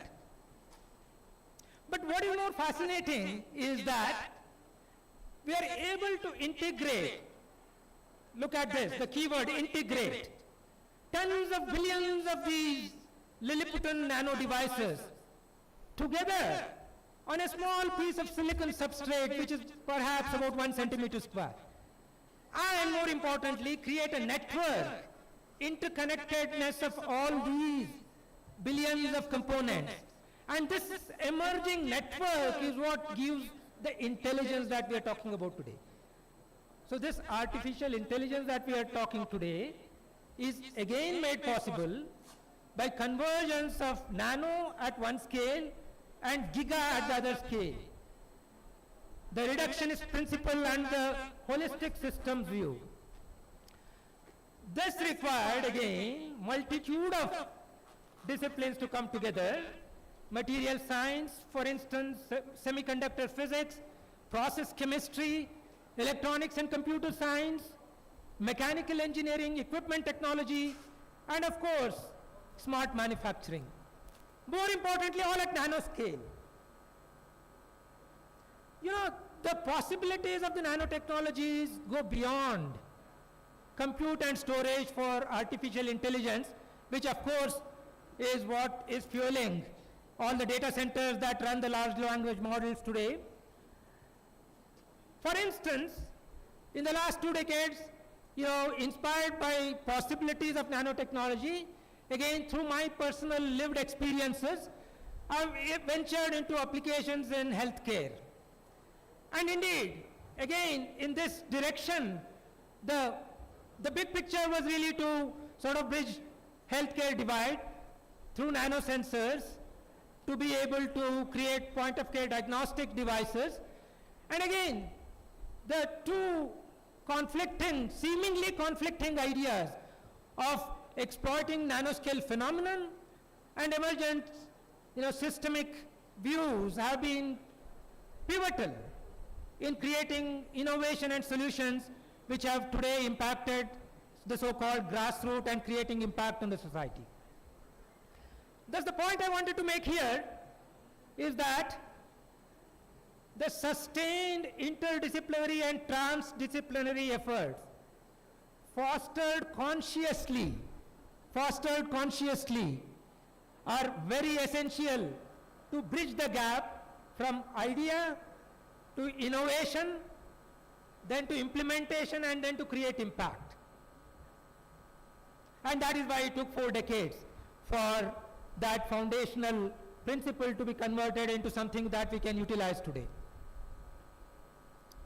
Let me now return back to Ayurveda and integrative medicine, which is the central theme of TDU, as a corollary that perhaps was the focus of your academic journey, of all the students who graduated today from this portal. I want to submit at the outset that in this room, or in this open room here, it's not a nice open environment that we have, there are people who have much deeper expertise in Ayurveda and modern medicine. I'm a complete outsider. So my views are not that of an expert. But my views are going to be that of a curious scientist engineer who is looking at things objectively, an objective worldview which is unbiased. And also, these are the views of a stakeholder in the healthcare ecosystem, because all citizens are stakeholders in the healthcare ecosystem. At the outset, let me tell you that I'm a strong believer of the treasure that we have in Ayurveda, and hence I'm the strong believer of the integrative medicine, bringing together Ayurveda and modern medicine. Ayurveda has survived and flourished test of times for almost 3,000 years. If it was not based on sound scientific principle, this would not have happened. But yet, even in India, Ayurveda gets clubbed under alternative medicine. It is still not the mainstream medicine. Right? Now, why is it that? And often there is also narrative that Ayurveda perhaps is useful for chronic non-communicable conditions, but certainly not for acute and infectious conditions. But the truth is far from that. And again, I'm speaking from my lived experiences as a stakeholder, as I said, and an objective, a curious scientist engineer. Let me just give you one example. This is an infectious condition which is known as anal fistula, a very difficult condition even for the modern medicine to treat it surgically, because there are recurrences that occur, there are a lot of tissue loss that occurs, and so on and so forth. But Ayurveda has a wonderful therapy called Kshara Sutra, which is a minimally invasive therapy, minimal tissue loss, fast recovery, almost no recurrence, and extremely low cost. I have had the opportunity to interact with Ayurveda doctors in this context. By the way, Ayurveda surgeon, I should say, because Ayurveda has MS in Shalya Tantra, which is like MS in surgery in the modern medicine, who also happens to be a PhD, so he knows what is research all about. And if you go to his clinic, interestingly, a large number of patients are foreigners who come from the most developed countries in the world, having gone through multiple surgeries in the most sophisticated hospitals and not been able to find cure. And then they come here, go through this therapy, completely cured. And when I discuss with the doctor about the success stories, and very humbly, we saw the humility of, Vaidya Muralidhar Sharma. Very humbly he says, look, it is due to multiple factors. This is a person who really practices the integrative medicine. First, tools and techniques from modern medicine. He uses advanced imaging techniques for precise diagnosis. Although it's a parasurgical process, he collaborates with anesthesiologist, who is essentially a trained doctor for this parasurgical process, and uses many other tools which are an outcome of medical technology. And then, of course, the Ayurvedic therapy of Kshara Sutra itself, which has evolved, and he has also contributed quite a bit to that. And he says also the contributions from the patients. As I said, stakeholders, right? That's also equally important. And finally, he says a little bit of my skills as well. He has also published, because I said he has PhD, on peer-reviewed papers in the top-tier international journals on treating some of the most complex cases. Despite all that, this therapy continues to remain as an alternate therapy and not a mainstream therapy. If this is the case, then it is a collective failure of the ecosystem. It's the collective failure of each one of us who is part of this ecosystem. So how do we bring Ayurveda into mainstream? That's the next question, obvious question. You see, oftentimes, when we talk about the power of Ayurveda, often an example is given, and the example of the discovery of artemisinin by Yu Tu, a scientist in China, which was based on Chinese traditional medicine, right? And which played, by the way, very, very important role in treating malaria, which is also one of the infectious diseases, right? But you know what? Chinese have a way of institutionalizing things and enforcing it on the society, instilling pride and self-belief. In a democratic society like India, we will of course not be able to enforce things, and obviously we will need a multi-pronged approach. And that brings me to the other key phrases in the vision statement of our institute, right? Which is social transformation and social sciences. What is really important is, as I said, multi-pronged approach, citizen science initiatives, educating, empowering citizens, telling them what is possible and what is not. We need to understand the limitations as well, with sound scientific evidence. Also bringing practitioners of different streams of medicine, Ayurveda and allopathy included, on a dialogue, on a continuous basis to learn from each other. And evolving a new curriculum, a new system of medical education in the country, which looks things holistically. In this context, the role of institutes of eminence is equally important. Recognizing this, Indian Institute of Science, in its upcoming postgraduate medical school, will have a Center for Integrative Medicine. And we hope to collaborate with many stakeholders, including TDU. We have been having many discussions with Professor Darshan Shankar and colleagues. So this is extremely important going forward if we want to make an impact as a nation. You see, health and education, in my opinion, are the two most important endeavors for human species to survive, to grow, and evolve.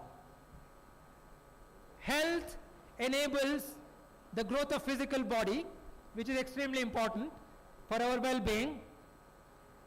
Education curates the growth of our mind and instills what we should be doing and what we should not be doing as the evolved species, right? And you know, in fact, if you recollect, if you still remember, the Indian tradition indeed, you know, put health and education as sacred entities on the highest pedestal possible. The issue and the irony that we have today is the unabated encroachment of commercial interest in these two very important fields that determines the, as I said, human species evolution and sustenance in health and education. It's very, very difficult to fight the perception battle. Perception battles are very, very difficult, especially when, you know, the narrative is formed by the commercial interest. But as I say, Rome was not built in a day. We got to work with the missionary zeal to make this happen.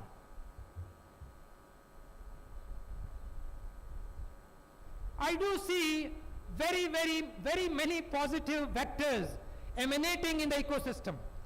Just in the last 1 year, I have had many opportunities to interact with Ayush Secretary Vaidya Rajesh Kotecha, as well as ICMR DG Dr. Rajiv Bal.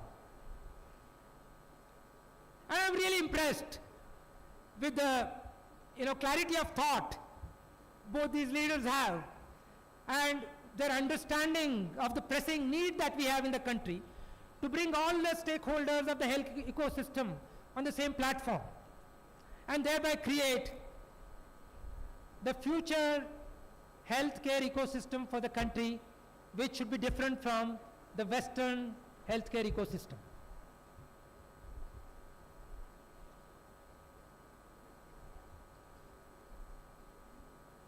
I must also tell you that I'm an eternal optimist.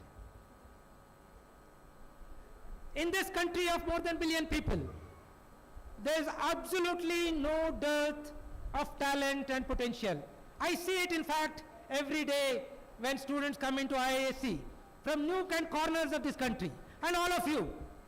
I see a very bright future. You are the future. Those of you who are graduating today and those who will follow in the subsequent years. You are the future. You will define the future of the healthcare system for this country. I want you to stay curious, stay confident. What we need for the younger generation today is to provide right platform for them to learn, discover and disseminate. I want you to continue this journey of discovery and thereby create impact on the society. Wish you all the best and Jai Hind.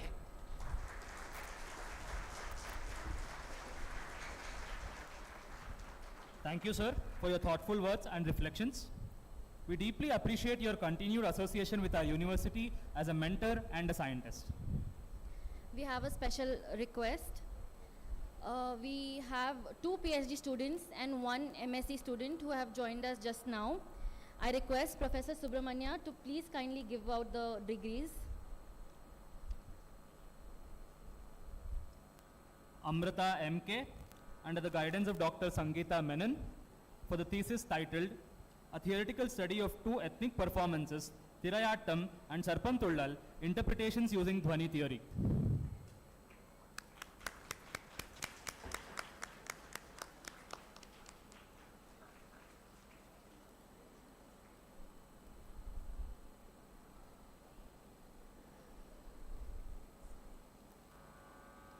Ajit Kumar Babu, under the guidance of Dr. Narendra Pani, on the thesis titled Inequalities in the Process of Agriculturalists Learning Non-Agricultural Skills.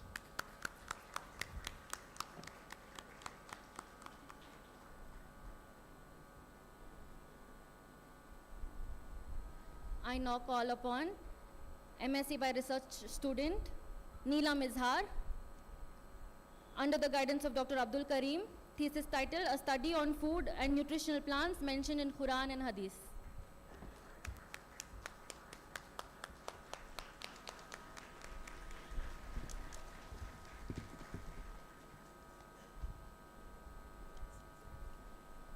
Thank you, sir. As we approach the conclusion of our program, it will now, our Chancellor, Professor Sam Pitroda, has sent us a video message giving his closing remarks. I request Mr. Vinay to please share the video.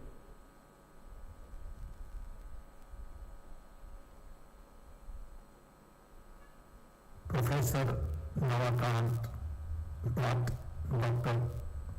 Bhargavesh, Dr. Darshan Shankar, TD deans, faculty, students, distinguished guests, parents, media, ladies and gentlemen, greetings. First of all, I want to congratulate all those of you who have been awarded today degree and certificate, and welcome you all as TDU alumni for a lifelong association.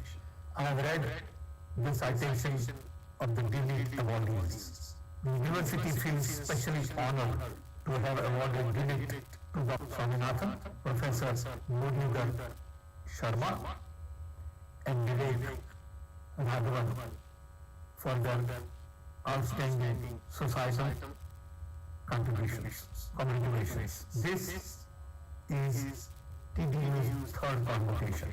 It seems like yesterday that we started Foundation for Revitalization of Local Health Traditions almost 30 years ago. Darshan Shankar came to me as a young, bright, bubbling person with commitment to traditional health knowledge. He tried to convince me then that there is a lot to traditional health knowledge than we all modern technology-oriented people give credit to. It has been a long and interesting journey.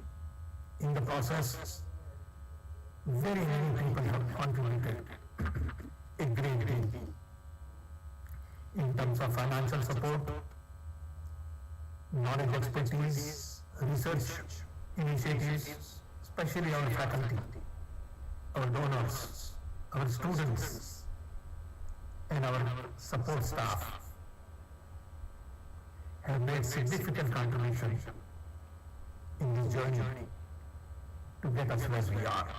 I'm sure you all recognize, as I do, that TDU's knowledge agenda is related to promoting traditional knowledge as well as in the process decolonize the whole idea of knowledge, wherein the university is perhaps the first in the country to seriously explore the contemporary relevance of India's traditional medical heritage. We demonstrate the contemporary relevance in self-financing 100-bed hospital that Ratan Tata help us fund and build with modern laboratories for advanced biology, unique database on indigenous pharmacology, the research carried out by TDU, they are all focused on transdisciplinary field that studies biological change from two cultural lenses, with the molecular perspective of mainstream science and its interface with the deep systematic perspective of Ayurveda. When I look at modern science and traditional science, I see on one hand atomic approach, molecular approach, and on the other hand holistic approach, which integrates so many different disciplines and environmental ecosystems to look at totality of the issues. I believe this cross-cultural approach to study life processes will soon break silos between East and West, modern and traditional, and through universities like TDU, India could lead the world on a new path of holistic and integrative health science. It is a tough roadmap to follow, but disruptive knowledge is the only way to break new ground. I hope the innovations in AI will expedite this journey. We'll be able to integrate a lot of traditional knowledge with the modern knowledge quickly. I am very hopeful of the future for the TDU. My best wishes to all our board members, faculty, students and parents. My deep thanks, dear FR, IISC, who have been very generous in their support for mentorship and collaboration. This kind of initiative requires big heart on the part of many. And we are very lucky to have your generosity, to have your wisdom, ongoing guidance and support. But we are planting a seed for next generation to nurture. With this, I will thank you all for this opportunity and once again wish you all the best. Thank you.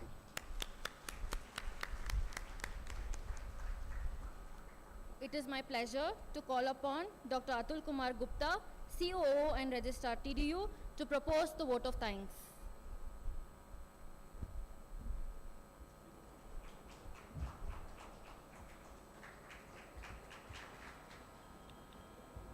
Good evening to all. Esteemed chief guest of today's program, Dr. Navaketa Bhattji, Dr. H. Subramanya, Member BOG, Professor Darshan Shankar, Vice Chancellor TDU, other distinguished dignitaries, guests, faculty, students, and ladies and gentlemen who are present here. It's my proud privilege to propose the vote of thanks. I must begin, and I am beginning, by congratulating first all our graduates, in fact, who happen to be the main attraction of this celebration. So let me congratulate on my own behalf and on behalf of the entire TDU and all the dignitaries to all of you. Can we have a big round of applause? Thank you. I, on my behalf and TDU's behalf, wish all of you a very bright and fulfilling career ahead. We are confident that you will make meaningful contributions to society and achieve excellence in your chosen fields.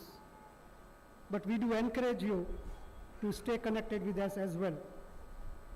We also extend our heartfelt gratitude to the families, family members and mentors of our all graduate students whose unwavering support has been instrumental in their success. I extend my deepest gratitude to our chief guest, Dr. Navakanta Bhattji, for sparing his valuable time to be with us today. Sir, we deeply appreciate your insights and look forward to your continued guidance in TDU's research, education, and outreach program. It is good to hear from him today itself that he is contemplating involving many institutions, and he did name TDU's name as well. Sir, your insight into nanotechnology, I mean, I have heard for the first time such greater details.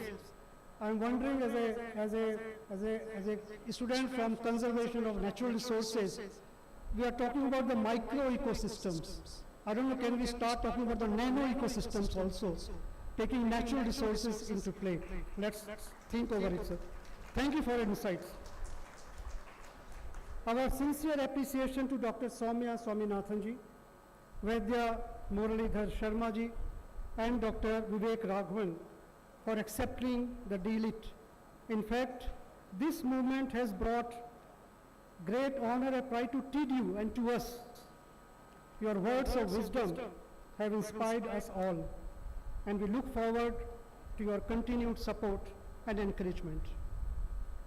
We are also grateful to the chairpersons and members of Board of Governors, Board of Management, Academic Research and Outreach Council, and other committees, as well as many of the TDU's partner institutions, and all our distinguished guests and well-wishers for their constant support and encouragement that we are receiving day in and day out. A special thanks to our Chancellor, Professor Sam Petroda, and Vice Chancellor, Professor Darshan Shankar. Both of them have been giving and continue to give their support, guidance and leadership to all of us, and we wish that their blessings remain over us for time to come ever. I would like to acknowledge and thank our two young students, Ms. Sania and Mr. Prasanna.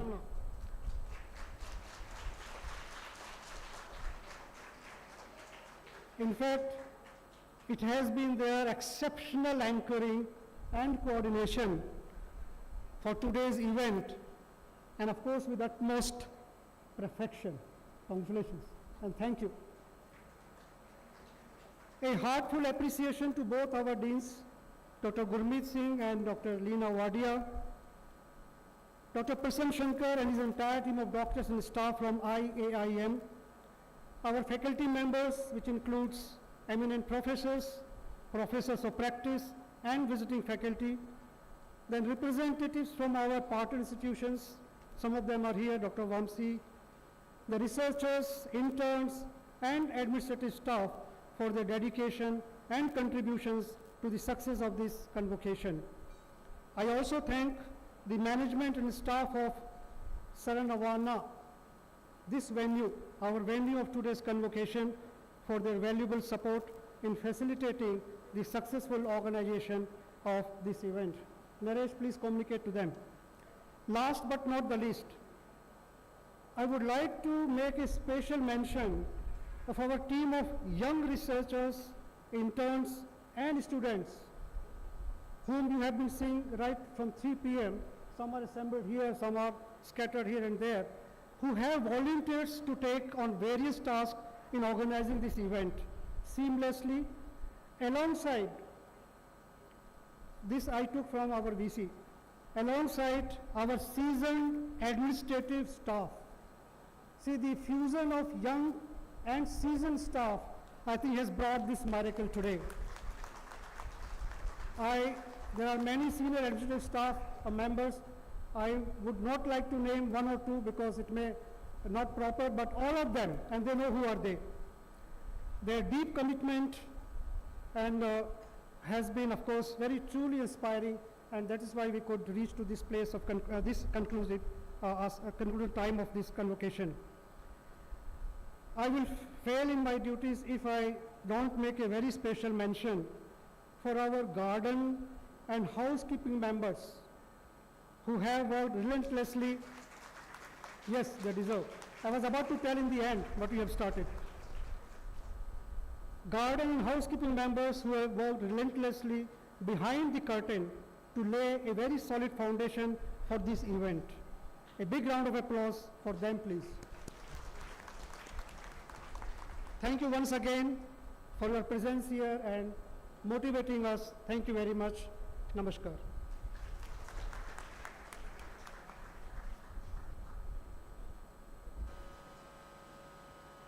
Thank you, sir, for your thoughtful and heartfelt remarks. I now request Mr. Vinay to share the video provided by Professor Sam Pitroda, Chancellor of TDU, declaring the convocation closed.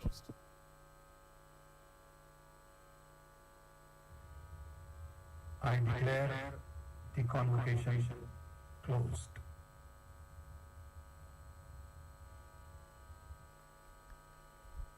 As we bring this memorable occasion to a close, we extend our warmest congratulations to all the graduates. We sincerely thank the management of TDU for the privilege given to us of hosting this convocation ceremony. We also apologize for any mispronunciation of names. We are deeply grateful to each one of you for your presence, which has made this event truly memorable and a grand success. Thank you all once again for being a part of this special occasion. After the national anthem, we request all of you to join us for refreshments. Kindly rise for the national anthem.